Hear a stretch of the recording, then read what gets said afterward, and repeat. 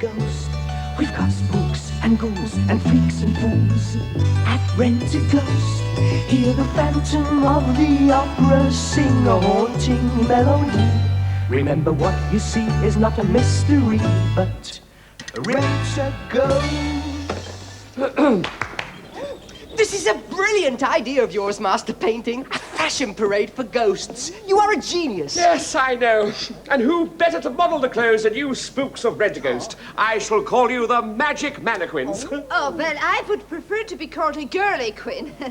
We will be modeling costumes for ghosts from every age. It will be a hysterical pageant. Yes, and we've advertised the fashion show in the Ghost Gazette. The customers would be very impressed if some famous ghost like Anne Boleyn turned up. Well, if she does not, we could impersonate her. Order your costume now, Mistress Boleyn. Only 362 chopping days to Christmas. I have heard of that, royal lady. King Henry ordered her to be executed. Oh, no, he didn't order her. He just axed her. Oh, I knew I'd regret this. Anyway, we're due to start the fashion show very soon. Mr. Meaker should be here to keep you spooks in control. Master Meaker is far too busy to come here. Indeed, he is far too busy to go home. Mistress Meaker feels sorely neglected. Oh, she is very upset. She thinks Mr. Husband does not want to see her. She has taken a wall. Taken offense.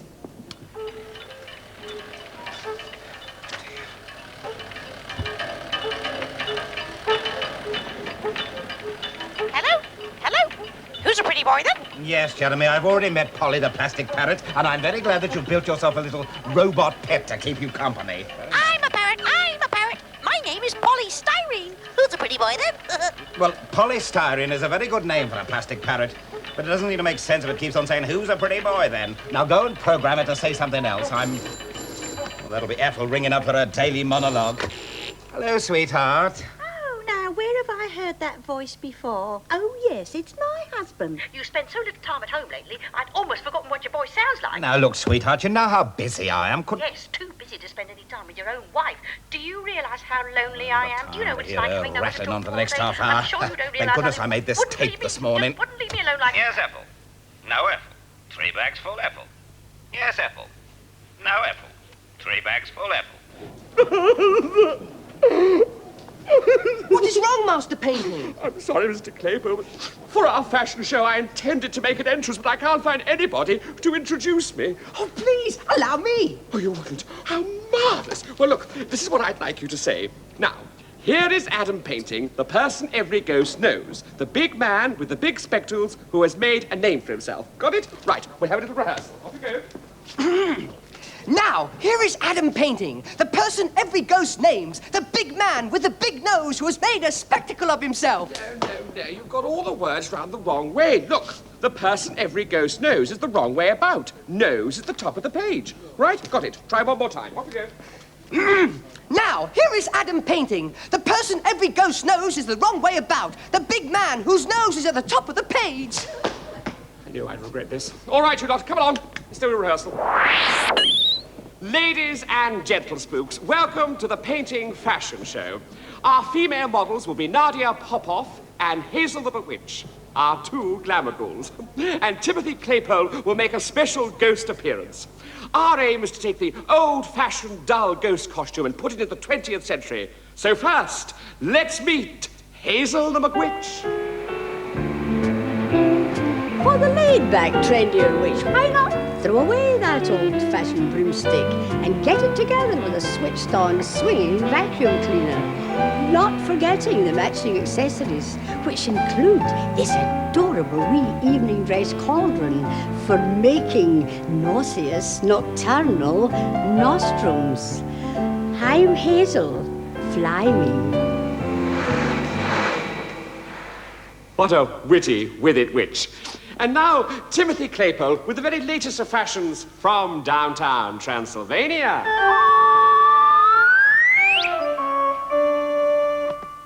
Hi there.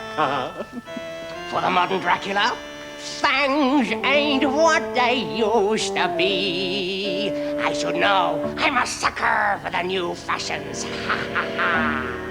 This costume comes with interchangeable accessories. For instance, when you are taking a friend out for a bite, or a bite out of a friend, why not put a sparkle into the occasion by slipping on a pair of Diamante fangs? These new styles are only for the bolder spirits. Why not be daring and stick your neck out? Yum, yum. Thank you for the memory. Thank you, Mr. Claypole. I'm sure you'll agree that sheets and chains are old hat. And so, sporting her new bonnet, let's welcome Nadia Popov. Thank you, darling. It's a pleasure. Instead of that drafty old bedsheet, why not try hunting in this portable electric blanket, which works off a 12-volt battery? Oh, it is so cozy, darlings. You will be as snug as a rug in a bag. And please to note the little accessories, a lightweight ball and chain. And to save your psychic energy with all that moaning and groaning, why not use recorded sounds in blood-curdling stereo?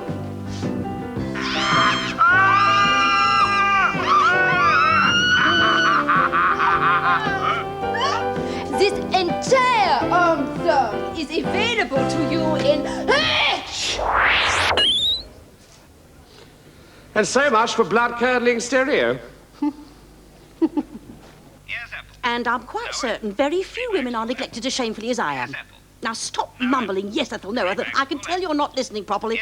Harold Meaker, I want you here. Go and tell one of those spooks to transport you home right away. Oh, that was quick, Miss Popov. Good Lord, where have you been? Well, now, Harold, are you going to stop neglecting me or not? Well, don't just stand there like a dummy. Say something! Oh, Harold, what have I done? Wow! Yes, Ethel. Oh. No, What? 3 bags full left.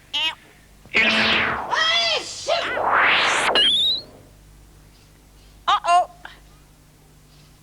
Alas, poor Harold. I knew him. Oh, you're not Harold, you're a dummy. Spooks.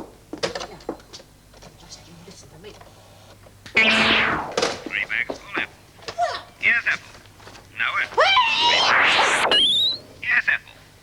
No, Ethel. Oh, thank goodness for that. The old windbag's finally hung up. Oh, Wimble. Oh, give. Here, Ethel. What am I doing at home? Work. That's all you're interested in. You're not interested in me anymore. When we married, I expected a lifetime of togetherness and romance. You shattered my hopes. You shattered my dreams. You've shattered my eardrums. I'm not staying here and having you nagging me all day long. Harold, don't you dare walk out when I'm talking to you. Harold, come back. Harold! Whatever's that? Could be the mating call of the female rhinoceros. But it's probably Mrs. Meaker talking to her husband. Well, I thought he wasn't at home. Oh, no. He's probably only a few miles away. Harold, come back at once. Oh, my ears. I wish she'd lower her voice a bit. Harold! I don't know how her husband puts up with it. One of these days he'll lose control, bonk her over the head, and leave her lying in a pool of sawdust. Do you think they'd say make some effort to get on better terms? After all, you only live once. Well, the way they live once is quite enough. It's outrageous the way they shatter our peace like that. I think we ought to make it perfectly clear how annoyed we are. The next time they have a row, we ought to go over there and really hit the ceiling.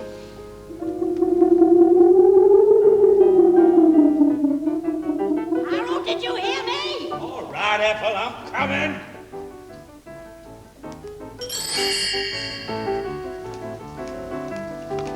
I warn you, Ethel, this nonsense is going to stop. Wait,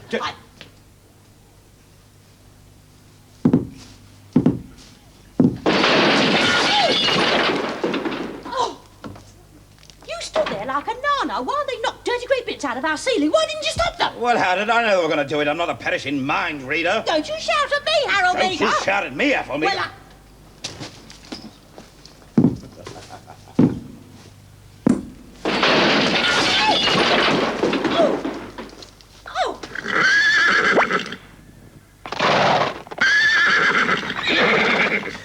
And the Perkins say we're balmy.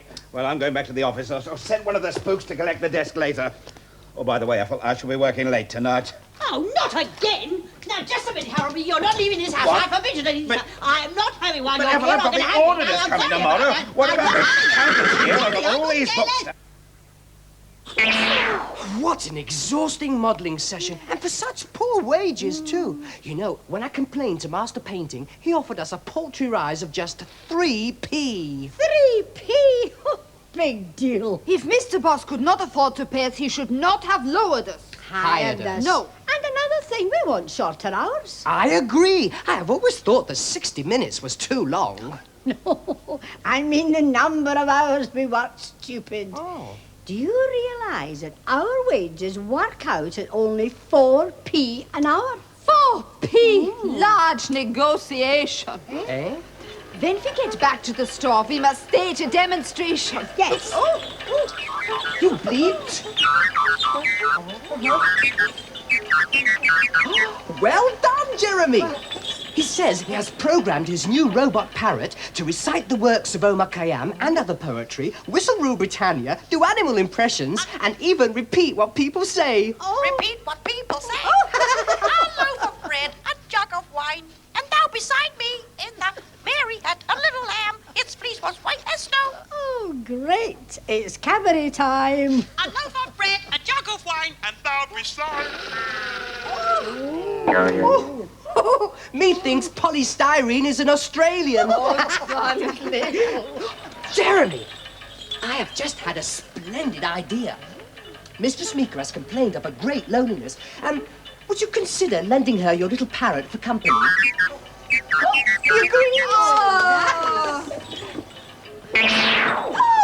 Oh, darling, what is wrong? What are you trying to tell us? Have you got a pen? Do you want out? Oh, I think he does. Give us a clue. Is it a book? Is it a play? Is it a nightmare? I think I've got it. What? He's saying that the Meakers are quarrelling again. Is that right? That'll make Mrs. Meaker more unhappy than ever. How can we stop them? The solution is simple. Is it? The Meakers do not like their neighbours to see them quarrelling. Therefore, I shall change the appearance of Miss Popov and myself. And we shall now impersonate the Perkins. Oh, you are such a clever darling. Oh, your head. And now, to the Meaker's house. Oh, Dobbin, you're a clever boy. Clever boy. Come on, give me a The Meakers are still quarrelling, Mr. and Miss Popov. But they will stop when they see us. I shall tell them some splendid jests to restore their good humour. Like the one about... I should have known what you were like before I married you. I wanted a proposal by the light of the silvery moon, but you had to go and do it in a garage. Yes, and then I couldn't back out. I couldn't back out. Greetings, good friends. I, Timothy Perkins, have a little joke for your delectation. Yes, if it's anything like your last little joke, it'll bring the house down. I've got a bone to pick with you. Thank you, but we are not hungry. The joke concerns a policeman who knocked at the door of a house and said, "I'm looking for a fellow with one eye called Murphy." And the man said, "Oh, what's the other eye called?" You are so funny, Mr. Perkins, darling. There is another joke about an Australian who crossed a sheep with a kangaroo so that he could grow woolly jumpers. I like that very much. Oh, I'm sorry, darling. I needed the exercise. I do believe the Meakers have stopped quarrelling. In fact, I thought I heard them talking to someone. Really? Oh, I wonder who's visiting them. Oh, it's only us. Let's hope we're a good influence on them. Arthur, us was us. We saw... We? Oh. Your sneezes have given you away. Darling, you're not the Perkins, you're our spooks. Now stop these stupid pranks and turn yourselves back to normal. 'Twas not a prank. No excuses. Out. And as for you, Ethel Meaker, I have worked my fingers to the bone, and what have I got to show for it? Bony fingers. not blame her for being upset. Mr. Husband is so unromantic. Instead of saying angry words, he should speak to her in the language of love. And flowers are the language of love. I know. Very well. Each time an angry remark springs to Master Meeker's lips, he shall instead present his wife with a bouquet. Before I met you, I could have married any girl I pleased. But you didn't please any. Oh, what a nasty thing to say. Have some flowers, Ethel. You must think I'm stupid. You behave like an oaf, then think you can make up for it by giving me a few flowers, you cynical brute. Don't you call me a brute. Have some flowers, Ethel. That's right. Insult my intelligence again. How dare you give me more flowers? Well, if that's how you feel about it, I won't give you any more. Have some flowers, Ethel. Harold, how could you?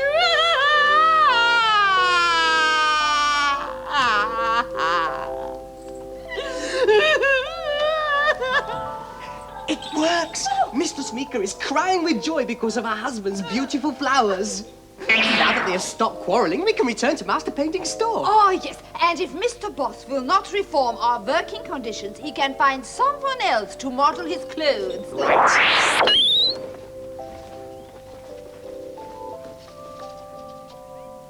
Who's a pretty boy then?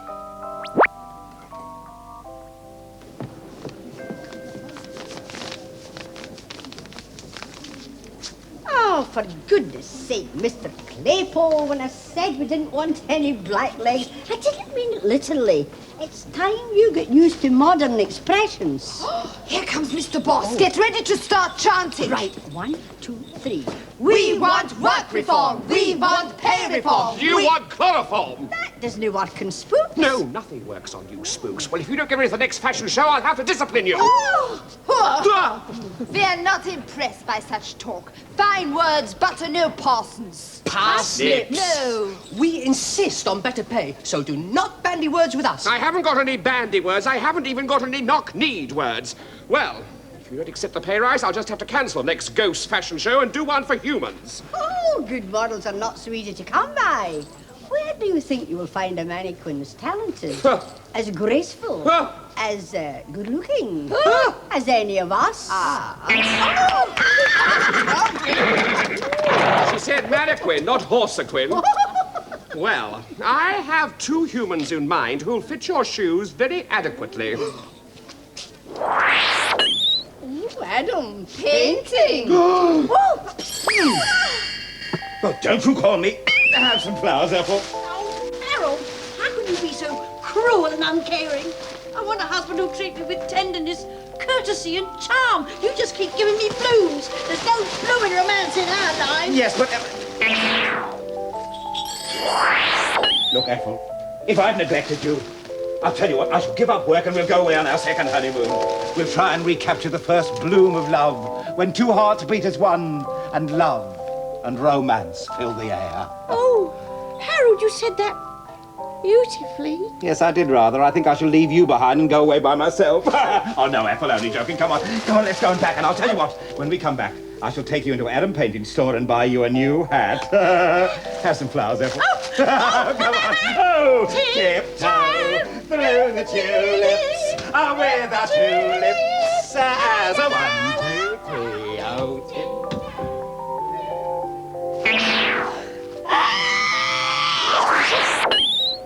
Come on, Ethel. Now, I shall just leave this note for the spooks to let them know that we're going away and we don't want to be disturbed. Now, come on, let's slip away before Dobbin finds out. Before Dobbin finds out? Be quiet, blabberbeak. Come on, Ethel. Oh, hey! There we are. Come on, Ethel. Go, it's happy honeymoon, Ethel.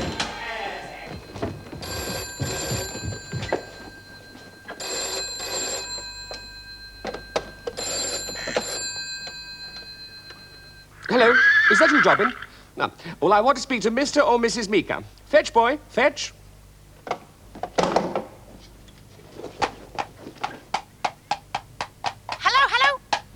Hello? Hello, Mrs. Meeker speaking? Mrs. Meeker speaking? Oh, hello, this is Adam Painting. Who's a pretty boy then? Oh, it's very nice of you to say so. You sound as though you've got a terrible cold. The north wind will blow and we shall have snow. Yes, we're having some terrible weather. How's your husband? He thought he saw a banker's clerk descending from a bus. He looked again and found it was a hippopotamus. Dear, it's as if those ghosts are up to their pranks again. Listen, I've got a proposition for you two. I'm putting on a fashion show at the end of the week, and I wonder if you would both like to come along and model the clothes. Model the clothes? Yes, and if you're interested, I could pop along one night this week and we could talk about the details. A loaf of bread, a jug of wine, and thou beside me. Oh, that sounds very nice. I'll speak to you the week. Bye-bye. Bye-bye.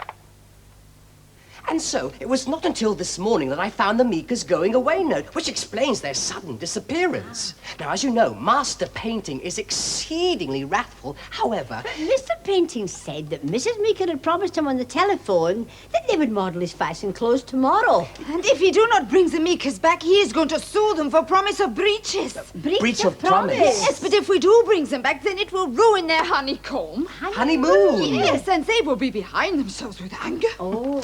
Fear not, friends. Jeremy, send forth your new robots. What has she done? Behold! With any luck, Master Painting will believe that these robots are the real Meakers. They have been programmed to act as mannequins. Robot Harold, you may give us a small demonstration. Hello there. I am Harold. I am wearing a lightweight two-piece suit. The jacket is fully fashioned. The trousers are tailored. And there is a flap on the pocket. Oh, very good. Thank you. Here is Ethel. She wants to show off the ladies' fashions. Hello, Ethel. You're looking very pretty. I am wearing a lightweight outfit, which has a pleated bottom. Does not crease and can be hung on the line to drip dry. It is... Enough! You may switch yourselves off.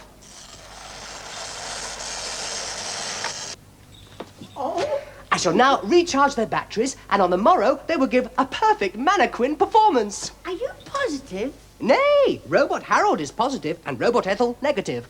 What a revolting joke. Do hurry up, Mr. and Mrs. Meaker. Get into the costume. We've only got 2 minutes before the show starts.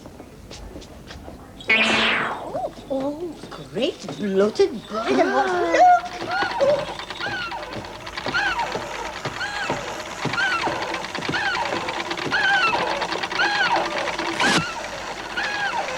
Ladies and gentlemen, welcome to the Adam Painting Fashion Show. And now, let's welcome our first 2 mannequins. Hello there. I am a lightweight two-piece Harold.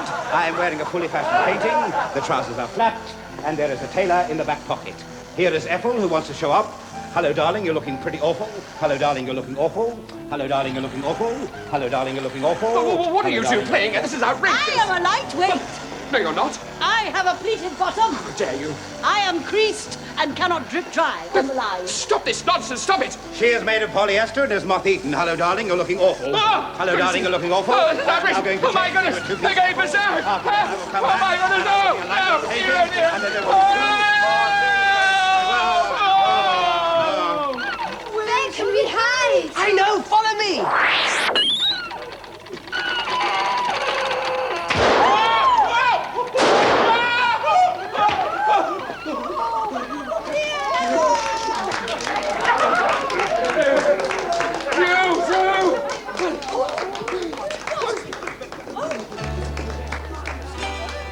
At your party, be a smarty and hire Rentaghost. If you want a fright, climb the spooky heights with Rentaghost. You can let our spirits move you, and for fun play Ghostman's Knock. Because we aim to shock, we hope your knees will knock. That's Rentaghost. Let me say the most terrific, simple ghost, not scientific, merely supernatural gooeys of the day. Heavy footsteps in your attic means a spectre telepathic is descending just to spirit you away. Yay! We are extraordinary fellas here at Rentaghost. To be another Uri Geller, come to Rentaghost. For a biography with ghost writers, I'm not forgetting a ghost script. An apparition quick from deep inside a crypt. Ring Rentaghost. An apparition quipped from deep inside a crypt. Ring Rentaghost.